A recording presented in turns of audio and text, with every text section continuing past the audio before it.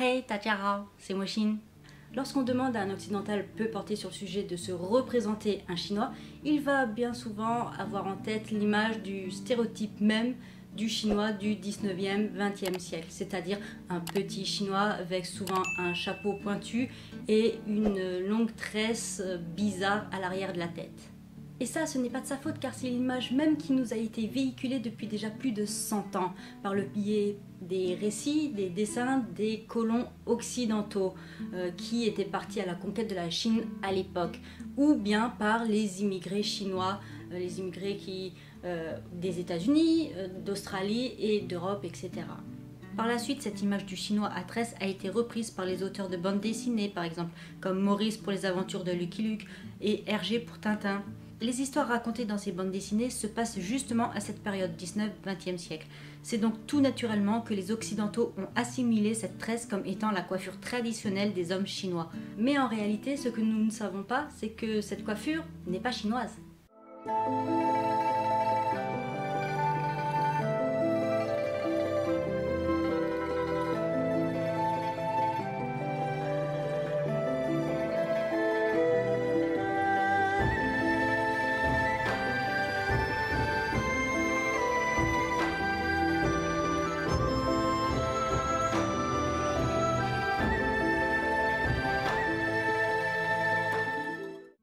Je viens de vous dire que cette tresse que tout le monde pense être chinoise ne l'est pas.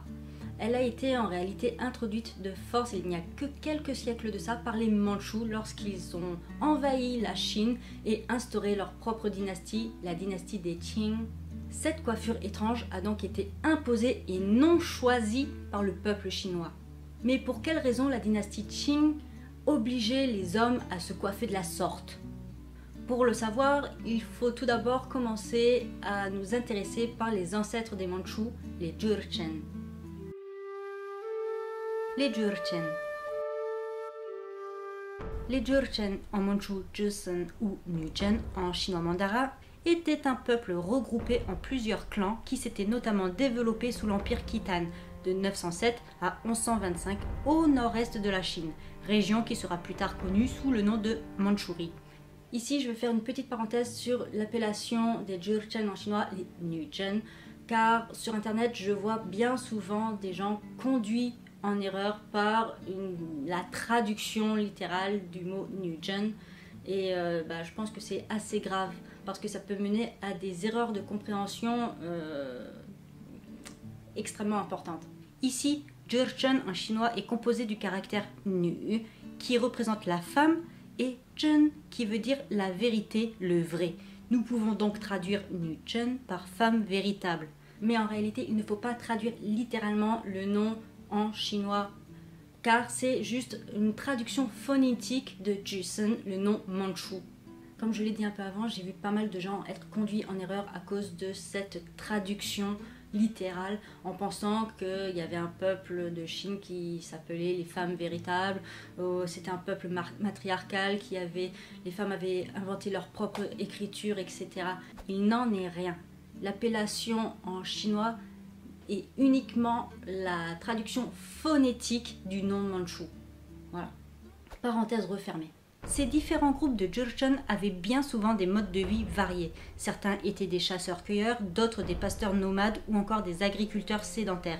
Étant donné la topographie de leur territoire, certains groupes qui vivaient au fin fond des montagnes par exemple avaient du mal à communiquer avec les autres. Donc ils étaient généralement dépourvus d'autorité centrale. Ils vivaient un peu en autarcie.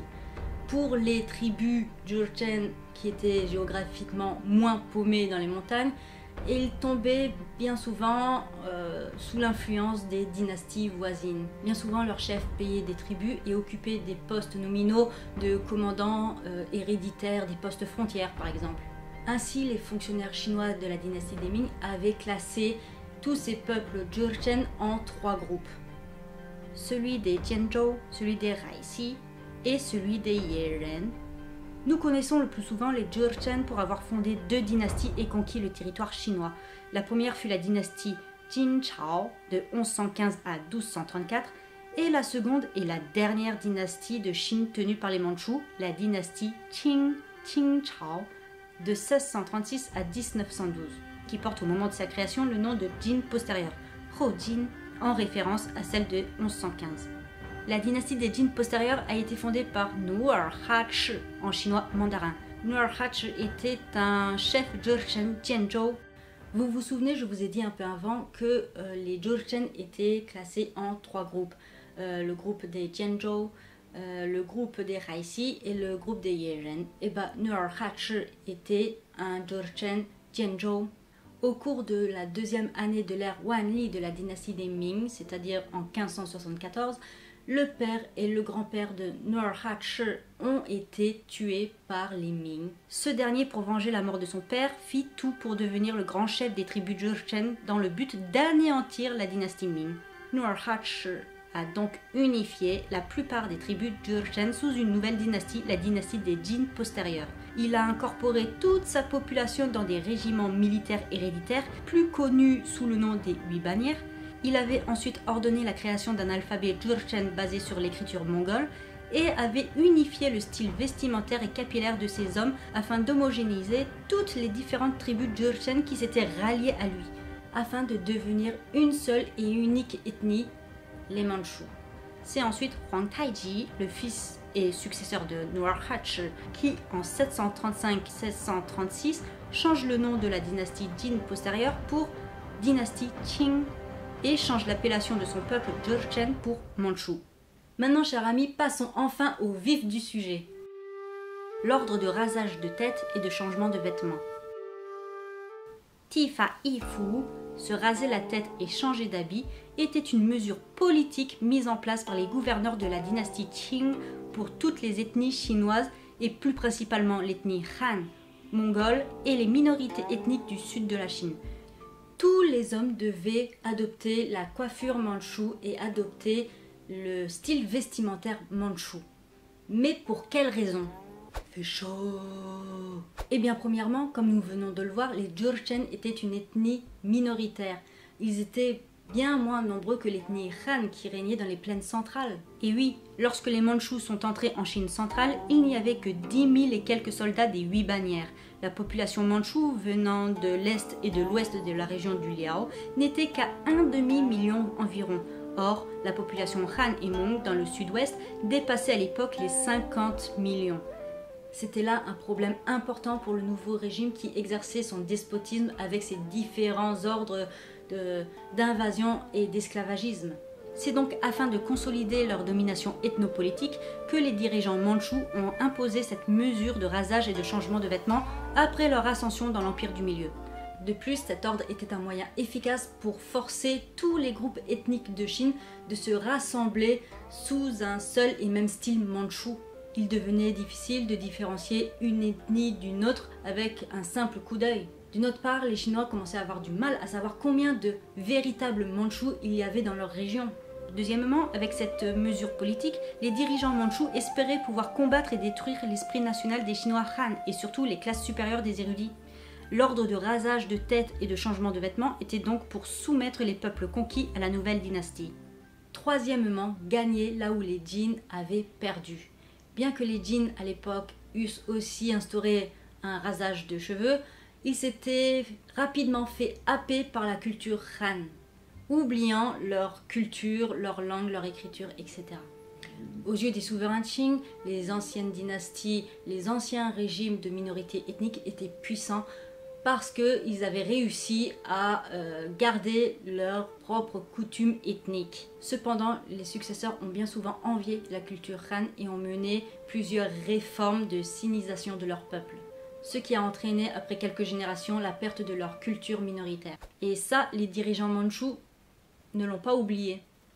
Par exemple, en novembre 1636, l'empereur Huang Taiji avait convoqué la noblesse mandchoue et les fonctionnaires importants en disant « Je pense que les règles du premier empereur des Jin et son deuxième empereur étaient claires et auraient pu perdurer.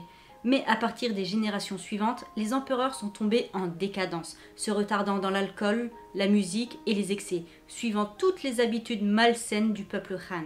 Lorsque Shezong monta sur le trône, il s'efforça de suivre l'exemple de ses ancêtres et s'appliquer à gouverner, craignant que ses descendants ne suivent encore les coutumes chinoises Han, ce qui leur avait été interdit. Il s'était fixé pour règle de ne pas oublier ses ancêtres, de suivre les anciennes règles vestimentaires et linguistiques, et de pratiquer en permanence l'équitation et le tir à l'arc afin de se préparer aux arts martiaux. Malgré ces instructions, les souverains suivants se sont progressivement relâchés et ont oublié de monter à cheval et de tirer à l'arc. Et ce, jusqu'à ce que le pays tombe dans le danger et s'est vu détruire durant le règne du 9e empereur. Autre exemple, l'empereur Qianlong avait dit une fois « Les Wei du Nord, les Liao, les Jin, les Yuan, qui avaient tous suivi les codes vestimentaires des Han, sont morts en seulement quelques générations. Si les souverains des générations futures peuvent prendre ma volonté comme la leur, ils ne craindront pas les rumeurs, ils seront capables de soutenir le trône du pays, recevoir la bénédiction des cieux et se feront pas remplacer durant des siècles. Nous devons être attentifs et prudents. » Donc, afin de ne pas tomber dans le même piège, les Mandchous avaient émis cet ordre politique de rasage de tête et de changement de vêtements, histoire que leur civilisation ne soit pas trop importante, que leur culture et croyances mandchoues ne disparaissent pas. Mais attention, si vous pensez que cet ordre s'est fait en un jour, vous vous trompez. Un ordre qui ne s'est pas fait en un jour. Il a fallu plusieurs années afin de le mettre en place et de le faire accepter au peuple soumis. Car oui, les Han n'ont pas sagement accepté ce changement capillaire. Il y a eu beaucoup de rébellions, de nombreux massacres avant que les Han se soumettent complètement à cette coiffure mandchoue. La première fois que les Mandchous avaient proclamé l'ordre de rasage de tête et de changement d'habit, c'était en 1631, après leur victoire sur les Ming à la bataille de Daling-he. Et cet ordre était au départ uniquement pour les généraux de la dynastie Ming qui s'étaient rendus. C'était l'empereur Huang Taiji qui avait émis cet ordre. Il avait dit « Les généraux qui se sont rendus doivent se raser la tête ». Donc c'était un ordre de soumission qui, à l'époque, ne touchait que les militaires Ming vaincus. Mais en 1638, l'empereur avait émis un nouvel ordre de rasage de tête et de changement de vêtements. Et cette fois-ci, ce n'était pas uniquement pour les militaires Ming vaincus. Huang Taiji avait proclamé « Si un homme continue d'adopter le style vestimentaire de l'ancienne dynastie Ming ou fait encore bander les pieds de ses femmes et lier leurs cheveux, il est dans notre empire Qing, mais son cœur est toujours chez les Ming. Désormais, quiconque commet cela est coupable de crimes aggravés. » Cette politique a été poursuivie après l'entrée de l'armée Qing dans le pays. Ils ont exigé que tous les fonctionnaires, soldats et civils qui s'étaient rendus devaient se raser les cheveux et que leur style vestimentaire devait suivre le système de la nouvelle dynastie. Là, attention, c'était avant que les Qing arrivent en Chine centrale. La dynastie Ming était toujours là et elle le fut jusqu'en 1644. Donc l'ordre de rasage de tête et de changement de vêtements était uniquement pour les Chinois qui s'étaient déjà soumis à la dynastie Mandchoue. Et bien sûr avant que les Mandchous déguerpissent les Ming du trône. L'armée Qing poursuivit cette politique jusqu'en 1644. Cette année-là était la deuxième année de règne de l'empereur Shunzhi. Les Qing étaient entrés en Chine centrale et avaient vaincu la dynastie chinoise des Ming. L'aristocratie mandchoue, dirigée par le prince régent Dorgon ou Dorgun en chinois mandarin, avait émis un nouvel ordre de rasage de cheveux afin de consolider la domination mandchoue sur le pays tout entier. Dorgon avait conduit l'armée Qing à Tongzhou et avait été accueilli par le gouverneur de l'endroit qui avait capitulé. Dorgon lui avait donc ordonné de se raser les cheveux à la mode mandchoue. Puis Dorgon est entré à Pékin où il avait à nouveau émis des ordres à l'intention du ministère de la guerre et des anciens fonctionnaires et citoyens Ming. Il avait notamment ordonné au ministère de la guerre d'envoyer des hommes dans les différentes provinces du pays afin d'exiger à tous les fonctionnaires, soldats et civils soumis de se raser les cheveux et de changer leur habillement pour adopter le style de la nouvelle dynastie. Il s'agissait là du premier décret officiel du rasage de tête et de changement de vêtements fait par la dynastie des Qing après leur entrée dans la capitale. Mais ce décret avait suscité un fort mécontentement et une forte opposition de la part des Han. Beaucoup de fonctionnaires ont fui vers le sud et pour tout ce qui était les populations autour de la capitale, elles se sont révoltées. Voyant que le gouvernement de la dynastie Qing n'était pas encore stable, Dorgon avait été contraint de dire dans un communiqué le 20 mai 1644 « J'ai auparavant ordonné un rasage de cheveux aux personnes soumises à la nouvelle dynastie, car nous ne pouvions pas les distinguer avec celles qui ne s'étaient pas soumises. Je sais maintenant que cette pratique va à l'encontre du souhait de la population. Cet agissement va également à l'encontre de mon souhait initial qui était de rassembler le peuple par l'éducation et la littérature. Désormais, tous les sujets du pays pourront se coiffer à leur convenance. Mais le problème, c'est qu'après la publication du premier ordre de rasage de tête et de changement de vêtements, certains ministres Han qui s'étaient complètement rendus aux Mandchous s'étaient fait sciemment raser la tête et avaient sciemment revêtu les vêtements mandchous. Le plus célèbre était un homme qui s'appelait Sun Zhexie, qui était le plus actif et qui était l'un des premiers à se faire raser la tête. À l'époque de l'empereur Shunzhi, les cérémonies de la cour n'étaient pas encore devenues standards. À la cour, les fonctionnaires mandchous et les fonctionnaires Han ne se gênaient pas les uns des autres. Et les ministres mandchous portaient des uniformes mandchous, tandis que les ministres Han portaient encore les uniformes officiels de la dynastie Ming, de sorte qu'il n'y avait aucun problème entre eux. Mais afin de plaire à la cour des Qing, Sun Zhexie a voulu briser cette règle tacite. Un jour, en allant à la cour, tout le monde avait remarqué que celui-ci s'était rasé les cheveux et avait revêtu un uniforme officiel mandchou. Il avait alors dit « Ma femme a été la première à ne plus se bander les pieds et les hommes de ma famille se sont tous rasés les cheveux pour suivre le système mandchou. » Il s'était ensuite tout naturellement rangé dans les rangs des ministres mandchous. Mais les ministres mandchous, qui étaient maintenant en position de force, ne pouvaient pas tolérer que Sun Zhexie, qui était à la fois un subordonné et un ministre chinois Han, soit dans les mêmes rangs qu'eux. Ils l'avaient donc expulsé de leur rang. Sun Zhexie, penaud, s'était alors remis dans les rangs des ministres Han. Mais ses confrères ont eu du mal à avaler le fait que Sun Zhexie s'était rasé la tête et s'était revêtu de la tenue mandchou. En gros, ils n'ont pas supporté le fait que Sun Zhexie s'était entièrement soumis au nouveau régime impérial mandchou. Alors, ils s'étaient tous serrés et n'avaient laissé aucune place à Sun Zhexie dans leur rang. Ne pouvant pas rejoindre ni les rangs des ministres mandchous, ni ceux des ministres Han, Sun Zhexie s'était retrouvé dans une position bien difficile. Il avait le cul entre deux chaises, comme on dit. Après cette humiliation, Sun Zhexie était rentré chez lui et avait écrit une lettre à l'intention de l'empereur. Votre Majesté a pacifié la Chine et tout est nouveau. Mais le style vestimentaire et capillaire est toujours le même que celui des Han. C'est parce que Votre Majesté se soumet à la Chine et non que la Chine se soumet à Votre Majesté. Dorgon avait bien entendu ce point de vue et l'avait adopté. C'est donc en juin de la même année qu'il avait rétracté son communiqué du mois de mai et avait émis un nouvel ordre de rasage des cheveux, stipulant que tous les fonctionnaires du pays, de l'intérieur et de l'extérieur de la capitale, de toutes les provinces et comtés, sont dans l'obligation de se raser la tête à compter de 10 jours après avoir reçu le communiqué. En juin de l'année suivante, c'est-à-dire en 1645, et après la prise de la ville de Nanjing par les Mandchous, Dorgon avait donné l'ordre de raser les cheveux de tout le personnel civil et militaire, et que s'il n'obtempérait pas, il serait puni par la loi martiale. Ce nouvel ordre avait comme slogan « Garde ta tête mais pas tes cheveux » ou « Garde tes cheveux mais perds ta tête » avait à nouveau révolté les populations non mandchous et avait entraîné une vague de conflits durant l'année 1645. Des conflits qui ont été violemment réprimandés par l'armée Qing. Parmi les plus importants, nous avons Jiangyin Bashi Yizhi, 81 jours de Jiangyin. Après, nous avons Jiading Santu, les 3 massacres de Jiading, et Yangzhou Shizhi, les 10 jours de Yangzhou. Mais selon les archives historiques, la plus tragique est celle des 81 jours de Jiangyin. Les habitants de Jiangyin ont défendu leurs cheveux jusqu'à la mort. C'est 240 000 hommes et plus de 200 canons de l'armée Qing qui ont assiégé la ville de Jiangyin. Celle-ci a été défendue pendant 81 jours, pas plus.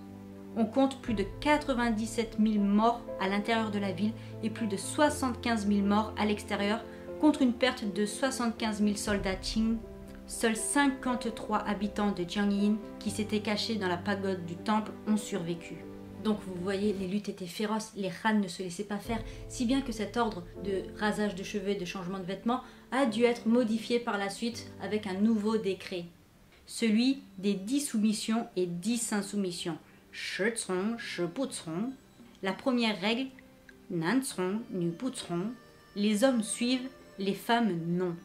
C'est-à-dire que les hommes sont obligés de porter la natte mandchoue, mais les femmes, si elles le souhaitent, peuvent encore se coiffer et se parer de toutes les barrettes et coiffures de la dynastie des Ming. Deuxième règle, 生从死不从. Les vivants suivent, les morts non. Les vivants doivent se faire la natte mandchoue, mais une fois mort, l'individu peut être enterré en tenue et en coiffure Ming. Troisième règle, 阳从 yin pu cong. Le yang suit, le yin non. C'est-à-dire que durant son vivant, l'individu doit se soumettre au rite de la cour des Qing, mais une fois mort, ses funérailles peuvent se faire sur le modèle du feng shui ou suivre ses propres volontés. Il n'est pas nécessaire de faire appel à un chaman, comme les Mandchous. Quatrième règle, guan cong, li pu cong. Les fonctionnaires gradés suivent, les simples fonctionnaires non. Les fonctionnaires devaient porter des panaches de fleurs et les magistrats pouvaient encore s'habiller en tenue Ming. Cinquième règle, lao cong, shao pu cong. Les vieux suivent, les jeunes non. Les enfants peuvent se coiffer comme bon leur semble, mais une fois l'âge adulte atteint, ils doivent se raser la tête et se coiffer avec la natte mandchoue. Sixième règle, ru cong, seng dao pu cong. Le confucianisme suit, les moines non. Les moines bouddhistes et taoïstes n'ont pas besoin de changer leur apparence. C'est pourquoi à l'époque, beaucoup d'hommes sont devenus moines afin de ne pas adopter le style capillaire mandchou. Septième règle, chang cong, yo ling pu cong. Les prostituées suivent, les acteurs d'opéra traditionnels non. Les travailleuses spéciales étaient dans l'obligation de se vêtir de la tenue mandchoue. Mais les acteurs, les comédiens de théâtre, étaient autorisés à garder leur vêtement original. Si bien qu'aujourd'hui sur scène, les opéras de Pékin ou divers opéras traditionnels portent ce qui était en fait des vêtements Ming. Huitième règle, shi huan cong, hun yin pu cong. Les mandarins fonctionnaires suivent, mais pas pour le mariage. Les fonctionnaires devaient suivre la coutume de la dynastie Qing, mais lorsqu'ils se mariaient, leurs femmes pouvaient revêtir de la cape et de la couronne de phénix de la dynastie des Ming. Règle 9, guo hao cong, guan hao pu cong. Le nom de l'État suit, le nom des postes officiels non. Le nom de l'État a définitivement changé pour devenir la dynastie Qing, mais les postes officiels impériaux étaient basés toujours sur le même modèle que la dynastie des Ming. Et enfin, la 10e et dernière règle, yi shui cong, yu yan wen zi bu cong. Les taxes suivent, la langue et l'écriture non. Les taxes étaient soumises à l'administration de la cour des Qing, mais l'écriture pouvait être conservée en caractère chinois. Malgré de nombreuses oppositions persistantes durant plusieurs décennies, la majorité des Chinois Han se sont finalement rasés et tressés les cheveux à la mode mandchoue et adopté à contre-cœur le style vestimentaire de la nouvelle dynastie. Pour ceux qui refusaient encore de se soumettre, ils ont soit eu la tête coupée, soit ils ont fui à l'étranger. Ces deux décrets ont donc joué un rôle extrêmement important pour la consolidation du régime des Qing et de son maintien de domination sur le peuple Han, et ça pendant plus de 200 ans. La norme finale sur la tenue officielle a été établie par la cour des Qing en 1752. Et cette norme dit que tous les fonctionnaires et les personnes de la communauté chinoise Han, hommes et femmes, devaient s'habiller selon le style mandchou. Les hommes n'étaient pas autorisés à porter de grands cols et de manches amples, et les femmes n'étaient pas autorisées de se peigner à la manière Han et de se bander les pieds. Cabine de coiffure ou gibet? Passons maintenant au sujet qui vous a fait cliquer sur cette vidéo. Vous pensiez que je n'aborderai jamais le sujet, hein? Mais faut être patient les amis, si je vous balance tout de suite là, sans le pourquoi du comment, bah ça serait un sujet bâclé, et moi j'aime pas les sujets bâclés. Bref, nous venons de voir que ceux qui se refusaient de se faire raser les cheveux à la mode mandchou étaient décapités. Mais par qui? Qui étaient les bourreaux? Eh bien comme le titre de la vidéo l'indique, c'était les coiffeurs mandchous. Les informations qui vont suivre nous viennent tout droit du livre Une dame de cour dans la cité interdite. Mais le passage qui contient ces informations-là n'a pas été traduit dans la version française.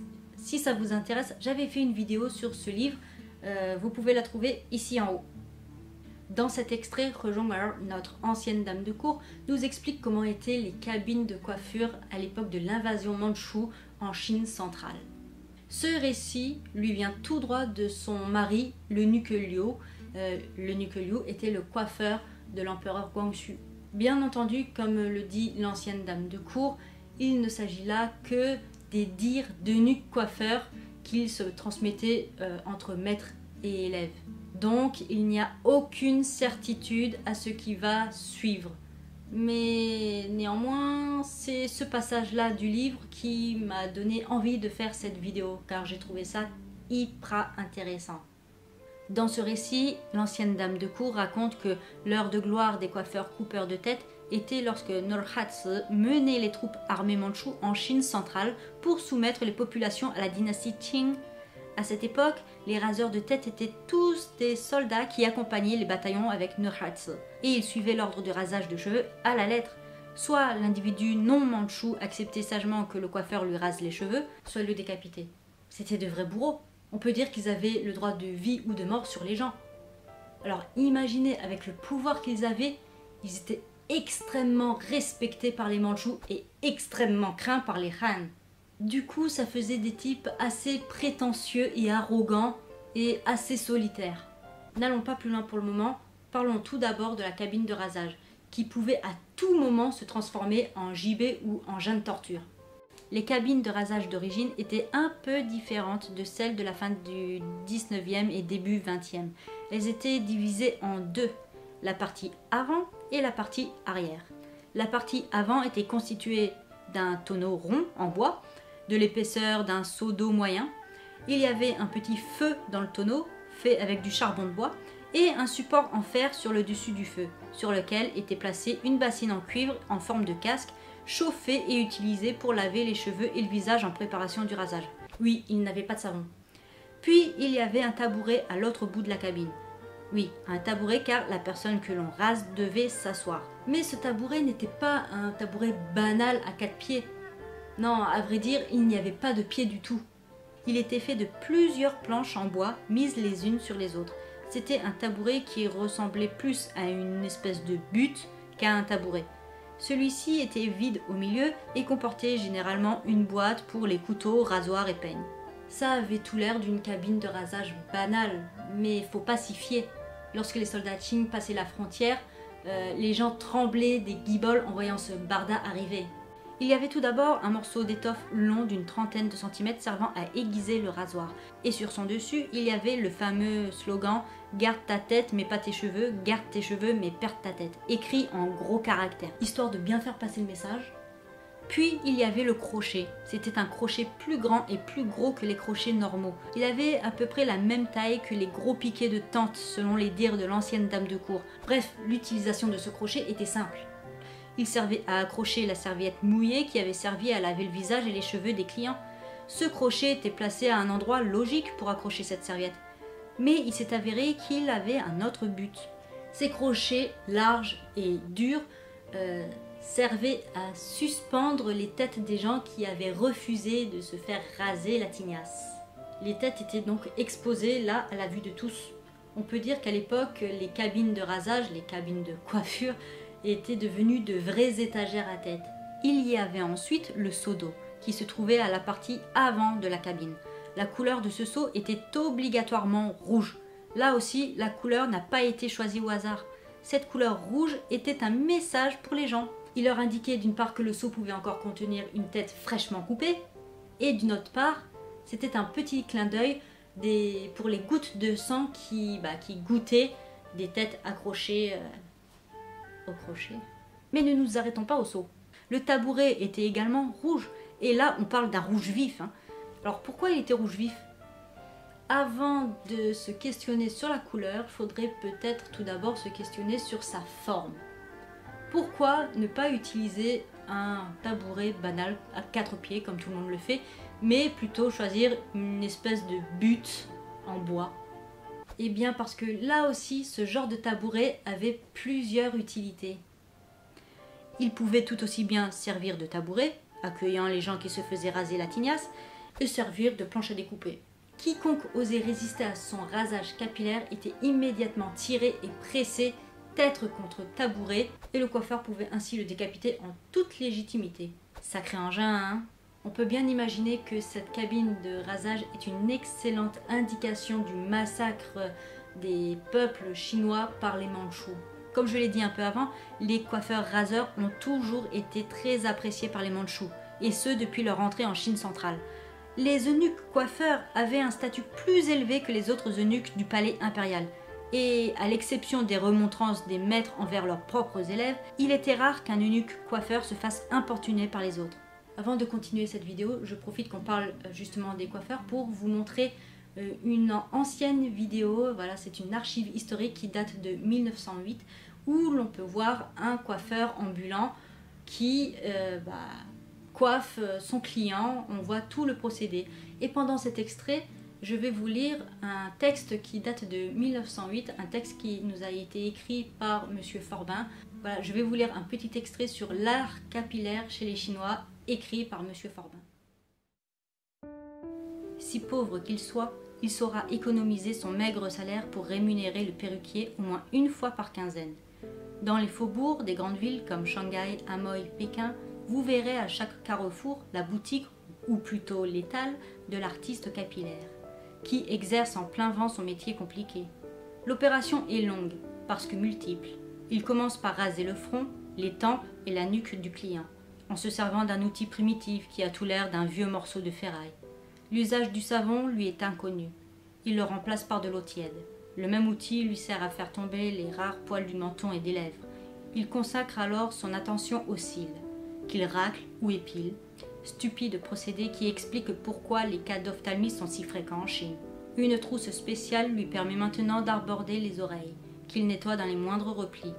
Et ce n'est qu'après ces longs préliminaires qu'il entame le gros de la besogne, peignant les cheveux avec un peigne de bois, les enduisant d'une huile qui n'est odoriférante que pour les narines chinoises, s'attardant à l'élaboration de la natte, qu'il tresse avec un ruban dont la couleur fut indiquée par le client.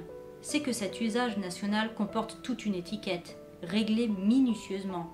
Par exemple, la mort d'un proche, parent, oblige le chinois à se passer des services d'un perruquier pendant 3 lunes. Durant cette période, il ne devra ni peigner sa natte, ni raser son front et sa nuque.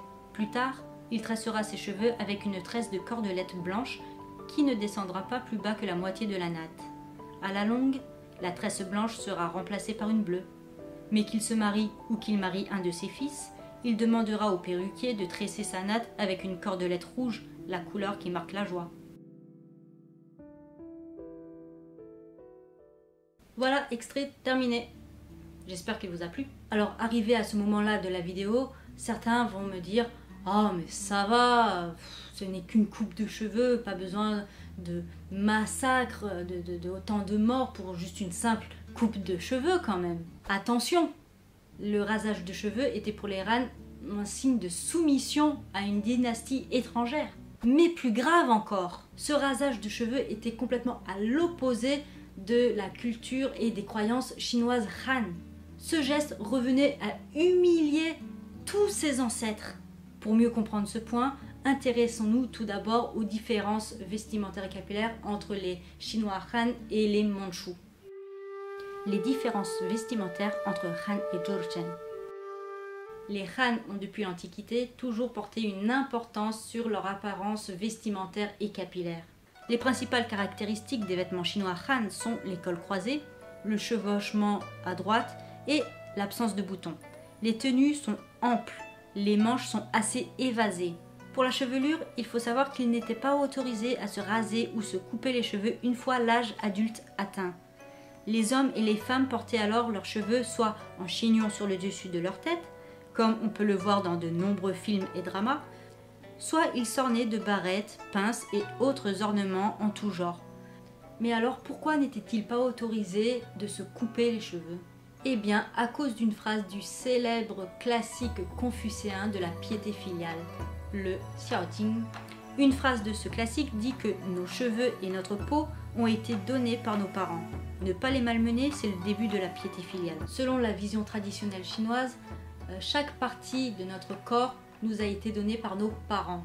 et ne nous appartient pas. Même un petit cheveu abîmé est un grand manque de respect pour ses parents.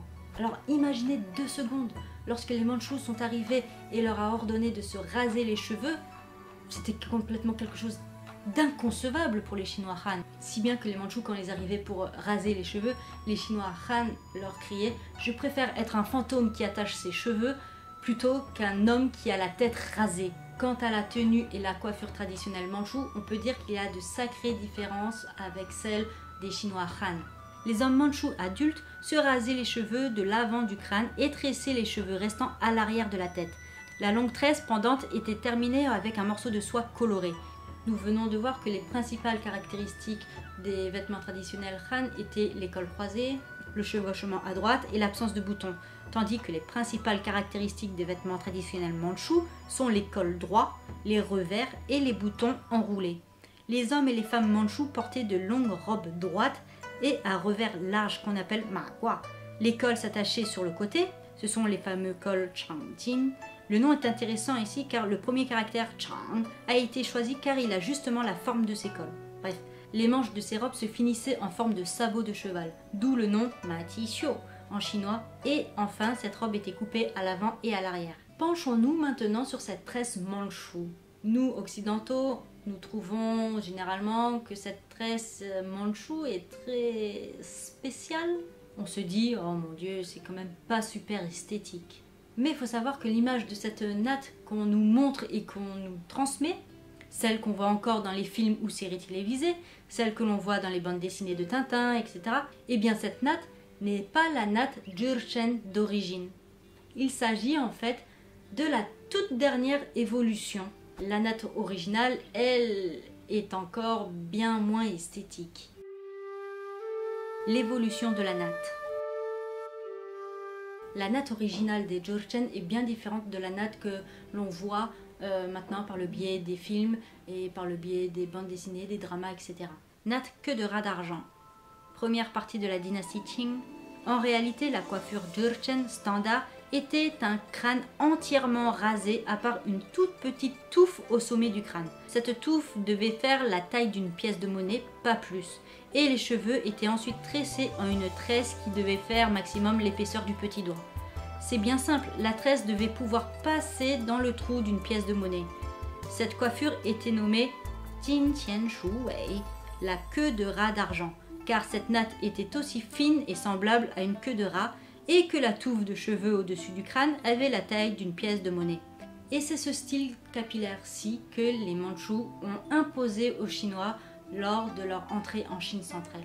Et si par malheur les normes que je viens de vous dire n'étaient pas respectées, la coiffure était notée comme non conforme. Et là, c'était l'exécution qui attendait le mal coiffé. Donc, afin de garder sa coiffure comme il faut, il fallait se coiffer les cheveux tous les 5 jours et se raser la tête tous les 10 jours.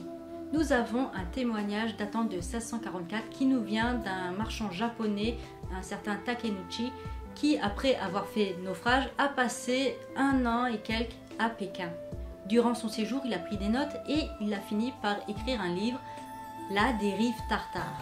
Dans son livre, Takenouchi, il décrit le style capillaire à cette époque-là en Chine. Il dit notamment que le peuple se rase la tête et laisse qu'une touffe de cheveux sur le dessus du crâne. Cette touffe de cheveux est coupée en 3 mèches qu'ils tressent. Les hommes laissent la barbe sur leurs lèvres et rasent le dessous. C'est la même chose pour tout le monde, que ce soit des grands ou des petits fonctionnaires ou même de simples citoyens. Une autre déclaration dans les archives historiques du Jianzhou en 1595 dit que les Jurchen ont l'habitude de se raser la tête et ne laisser que 2 fines mèches au sommet du crâne qu'ils tressent à l'arrière de la tête. Mis à part la lèvre supérieure qui n'est pas rasée, le reste de la barbe est épilé. Faut bien l'avouer, ce n'est peut-être pas la plus belle coiffure sur Terre. Vous devez trouver cette coiffure pas super glamour, hein? Eh bien, vous n'êtes pas les seuls. À l'époque déjà, les Chinois Han ne se cachaient pas pour dire que cette coiffure était d'une laideur sans nom. Ils disaient que quelqu'un qui était coiffé de la sorte n'était pas bien différent qu'un chauve. Mais bon, les grands conquérants mandchous ne leur ont pas demandé leur avis, hein. Et c'est donc comme ça que cette queue de rat d'argent a persisté pendant toute la première partie de la dynastie Qing, soit environ 150 ans, ou soit jusqu'à la fin du règne de l'empereur Qianlong, début du règne de l'empereur Jia Qing. Nous le savons grâce au peintre William Alexander. Celui-ci était le peintre qui accompagnait la mission britannique en Chine en 1793. Et d'après un de ses dessins réalistes, il est manifestement clair qu'à cette période, soit à la 58e année de règne de Qianlong, la queue de rat d'argent était encore de rigueur. Ce n'est qu'au début du règne de l'empereur Jiaqing, le fils de Qianlong, que la queue de rat a connu sa première évolution. La queue de cochon ou queue de vache de la période moyenne de la dynastie Qing. La queue de rat, Jin Qian Shu Wei, a fait place à la queue de cochon, Zhu Wei Bian, ou la queue de vache, Niu Wei Bian. C'est comme vous voulez, il y a deux appellations pour cette coiffure. Elle est donc apparue vers le début du règne de Jiaqing, soit vers 1796. Alors qu'est-ce qui change? Eh bien la masse de cheveux devient un peu plus importante, c'est-à-dire que les hommes ne laissaient plus qu'une touffe de cheveux grosse comme une pièce de monnaie. Non, là, ils laissaient une touffe de cheveux plutôt 4 ou 5 fois la taille d'une pièce de monnaie. C'était donc une masse de cheveux non rasés qui faisait la taille d'une paume de main et la tresse était donc bien plus épaisse qu'avant. La barbe a également évolué à cette période. Avant, seuls les poivres de la lèvre supérieure étaient autorisés. Maintenant, la barbe entière était autorisée.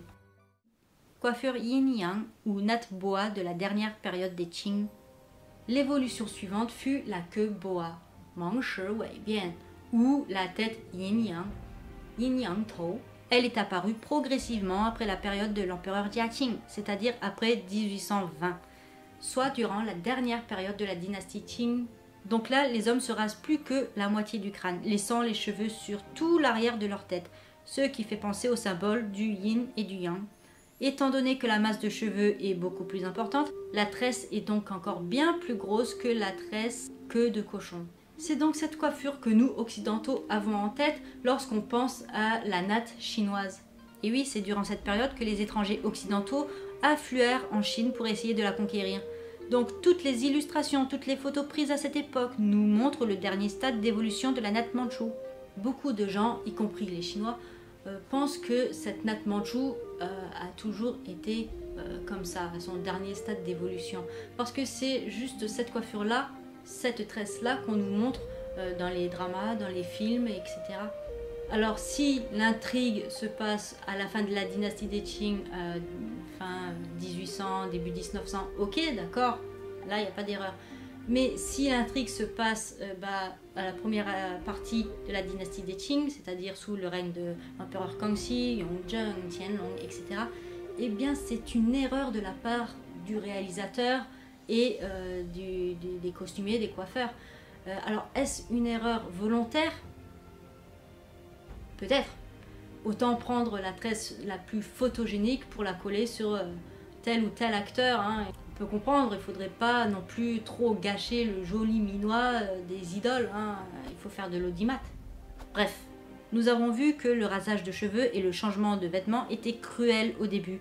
Mais il faut savoir aussi qu'après la période de l'empereur Kangxi, c'est-à-dire après 1722, les Mandchous ont été beaucoup moins stricts sur les normes standards de la natte pour le peuple Han. Seules les personnes qui travaillaient pour le tribunal, comme les fonctionnaires ou les magistrats, devaient porter la natte et se raser le front de manière stricte. Alors pourquoi pratiquement tous les Chinois se sont fait raser la tête et fait la natte sans aucun problème après le milieu de la période de la dynastie des Qing? La raison principale vient des fonctionnaires. Ils étaient le sujet même du front rasé et de la natte mandchoue. Or les roturiers, le petit peuple, quant à lui, cherchait sciemment à imiter les classes supérieures. C'est pour cette raison-là que la natte mandchoue a subsisté, a réussi à subsister et à évoluer. La natte mandchoue a donc connu 3 styles différents. La première, la queue de rat d'argent, la seconde, la queue de cochon ou la queue de vache, et la troisième, la queue de bois ou la tête yin-yang. Arrivé à cette partie de la vidéo, nous en savons un peu plus sur la natte mandchoue. Mais il nous manque quand même quelque chose afin de tout bien connaître sur cette natte. Chers amis, penchons-nous maintenant sur son origine. L'origine de la natte. Depuis l'Antiquité déjà, les peuples Mohe, les peuples du nord-est de la Chine, se tressaient les cheveux. Les Jurchen aussi, mais pas que. Pratiquement tous les peuples nomades du nord de la Chine se faisaient une ou deux tresses. À l'époque, on appelait ça Tian Kun Ho Fa, le scalp à l'avant et les cheveux à l'arrière. Mais pourquoi ils faisaient ça? Eh bien, cher ami, il y a 3 raisons à cela. À la mémoire du héros, Tu Fa Shu Jin, avant même la montée en puissance de Nurhaci, il y avait un ancien dieu guerrier Jurchen qui s'appelait Tu Fa Shu Jin. Autrement dit, il s'appelait Jineng le chauve. Son nom est probablement une bonne indication sur sa coiffure. Mais bien entendu, ce personnage historique qui s'est transformé par la suite en personnage légendaire était partiellement chauve, mais de manière naturelle. Il n'avait pas les cheveux rasés. Contrairement à la méthode habituelle de calvitie qui touche principalement les hommes d'âge moyen, Jineng, le chauve, était né avec une calvitie sur le front et les tempes. Et ses cheveux étaient si peu nombreux qu'il ne pouvait pas faire de nombreuses tresses comme les autres hommes de son peuple. Il pouvait en faire qu'une ou 2 seulement. On dit alors que bien plus tard, Nurhaci avait repris ce style capillaire pour tenter d'hériter de la bravoure et de la force du héros légendaire. Voilà, là c'était l'aspect légendaire de la natte mandchoue. Maintenant, voyons voir l'aspect religieux et culturel. La transmission religieuse et culturelle. Les Jurchen et les Mandchous croyaient au chamanisme et pensaient que le sommet du crâne était la partie du corps la plus proche du ciel et que par conséquent, c'est là où résidait l'âme de la personne. Les cheveux de cette zone étaient censés réchauffer l'âme, protéger l'âme. C'était donc une partie du corps extrêmement importante et sacrée pour les Jurchen, tout comme la fine tresse qui y pendait. Cette tresse représentait également son propriétaire après sa mort. Comme je l'ai expliqué au début de la vidéo, les Jurchen étaient avant tout des peuples nomades, souvent en conflit avec les tribus et peuples voisins. Et durant ces combats sanglants, il n'était pas toujours évident de ramener la dépouille jusqu'à son village natal. Alors qu'est-ce qu'ils faisaient? Les soldats, ils coupaient la tresse de leur défunt, ils étiquetaient chaque tresse avec le nom du défunt, et il faisait une prière pour que le défunt ait une meilleure vie à l'avenir, dans sa vie suivante. La tresse était ensuite ramenée dans son village natal et là, la famille pouvait entamer des funérailles dignes de ce nom. Voilà, nous venons de voir l'origine chamanique, l'aspect religieux, mais il faut aussi savoir que cette natte très spéciale était très utile à bien des égards. Les valeurs pratiques. Pour les Jurchen, la tresse avait de nombreux usages en soi, en plus de tout ce que je vous ai dit. De une, en tant que nomades, les Jurchen étaient souvent obligés de se déplacer à cheval pour chasser à l'arc le gibier ou l'ennemi. Or, la topographie de leur territoire était peu amicale. C'était de grandes forêts, de grandes montagnes. Il était souvent bien compliqué de s'y déplacer. Donc, afin de faciliter leur déplacement, les hommes avaient trouvé une solution simple et efficace. Se raser tous les cheveux qui n'étaient pas nécessaires. Tous les cheveux gênants, quoi. C'est-à-dire les cheveux du devant.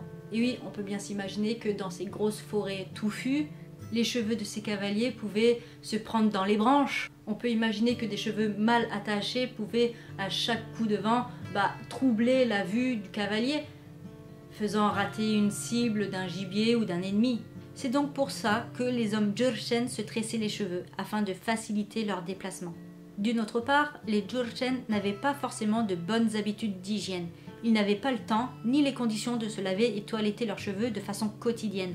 Le rasage partiel du crâne et le tressage des cheveux restants permettaient de maintenir un certain degré d'hygiène et d'éviter l'invasion des parasites. Et enfin, dernier atout de cette natte, elle pouvait servir d'oreiller. Et on ne rigole pas, hein, parce que c'est pas bête. Lorsque les cavaliers Jurchen devaient dormir à la belle étoile au milieu de la pampa, ils étaient bien contents d'avoir leur petite tresse. Alors d'après ce que j'ai compris, ils l'enroulaient de façon Leila, mais du coup à l'arrière du crâne, et ça leur servait de se rehausser un peu la tête, ça leur servait d'oreiller. Voilà tout ce qu'il fallait savoir sur la queue de rat d'argent, et bien que peu esthétique, elle a réussi à subsister dans le temps, et ça jusqu'au début du XXe siècle. Et oui, car après des siècles de gloire, la natte mandchoue a fini par disparaître complètement. L'abolition de la natte. La révolution Xinhai. Xinhai Geming, ou la révolution Xinhai, est une période de bouleversements sociaux et politiques de grande envergure en Chine qui a renversé la dynastie Qing après 268 ans de règne. Cette révolution a eu lieu le 10 octobre 1911 et c'est le 12 février 1912 que Puyi, le dernier empereur de Chine, abdique. C'est ainsi que le régime impérial qui gouvernait la Chine depuis des millénaires a laissé place à la République de Chine qui a installé sa capitale provisoire à Nanjing. Et c'est justement à cette période-là que la natte mandchoue a été abolie. Et c'est Sun Yat-sen qui a insisté ce geste. Il avait tenu dans un décret sur la coupe de la natte les propos suivants. Les Mandchous ont volé notre pays, changé nos vêtements, imposé le système des cheveux tressés et imposé toutes leurs coutumes immondes. Maintenant que la cour des Qing a été renversée et que la République a gagné, tous nos compatriotes sont encouragés à se purifier des anciennes humiliations et à devenir citoyens d'une nouvelle nation. Tous ceux qui n'ont pas encore coupé leur tresse doivent la couper dans les 20 jours à compter d'aujourd'hui, et toute personne ne respectant pas cette décision seront traités comme des clandestins. Xu Jincheng, dans son Histoire sauvage de la République, raconte que d'innombrables Chinois Han coupent allègrement cette tresse signe d'esclave. Il y a aussi les superstitieux qui choisissent à l'avance un jour propice, rendent hommage à leurs ancêtres, puis coupent solennellement la tresse et la brûlent. Il arrive même que la tresse soit coupée le même jour par un groupe de personnes et qu'une fête publique soit organisée pour célébrer l'événement avec des pétards. La coupe de cette tresse était devenue un signe de changement d'identité entre l'ancien et le nouveau régime. Bref, ce geste de se couper la natte était devenu un mouvement révolutionnaire national très important en Chine. Mais il y avait tout de même un bon nombre de Chinois qui refusaient par peur de dire au revoir à leur coupe mandchoue. L'une des raisons principales était qu'ils avaient peur de se faire tuer par le gouvernement s'ils osaient couper leurs tresses. Dans les rues, les hommes avaient peur de rencontrer des révolutionnaires qui couperaient leurs tresses. Nous pouvons comprendre leur état d'esprit. Ils ont été réprimandés, exécutés pendant des siècles s'ils n'adoptaient pas cette natte mandchoue. Cette natte était devenue leur casier judiciaire vierge. C'était donc la partie du corps que le chinois soignait avec le plus grand soin. Et ça, même jusqu'au début du XXe siècle. Un homme préférait mettre fin à ses jours que de devoir toucher à sa natte, comme le dit M. Forbin en 1908 dans son œuvre La Nature. Premier semestre, l'art capillaire chez les Chinois. On a vu des Chinois tomber dans la misère qui se suicidaient parce que le patron qui les employait voulait les obliger à nouer leur natte. Ils étaient prêts à supporter psychologiquement toutes les humiliations, sauf celle-là. Il est clair que la politique « rasez-vous la tête ou perdez-la » a eu un impact profond sur les Chinois Han. Et bien qu'elle soit disparue depuis longtemps, son influence se maintient jusqu'à nos jours. La preuve, les éléments mandchous comme les qipao ou la robe tang sont mondialement connus et sont encore considérés comme des éléments, des symboles de l'habillement chinois. La natte mandchoue de la dynastie Qing est encore à nos jours synonyme d'humiliation pour certains Chinois Han. Et les plus extrêmes ont encore bien du mal à ne pas injurier cette dynastie mandchoue et refusent catégoriquement de s'y intéresser. Chers amis, la vidéo touche à sa fin. Ouf, fait chaud. Nous savons maintenant tout ce qu'il faut savoir sur cette natte chinoise. Non, natte chinoise mandchoue. Et oui, maintenant, plus le droit à l'erreur. Donc si vous avez aimé cette vidéo, n'hésitez pas de cliquer sur j'aime, de la commenter et de la partager avec vos amis. Comme ça, il y aura beaucoup plus de monde qui pourront la voir. Si vous n'êtes pas encore abonné à la chaîne et que ce genre de contenu vous plaît, n'hésitez pas à vous abonner, ça ne vous coûte rien, c'est juste un petit clic et puis activer la cloche, comme ça vous aurez une notification quand une nouvelle vidéo sortira. Et moi, ça m'aiderait vachement beaucoup. Franchement, voilà, je n'ai rien à rajouter, je vous dis à la prochaine vidéo. Bye bye!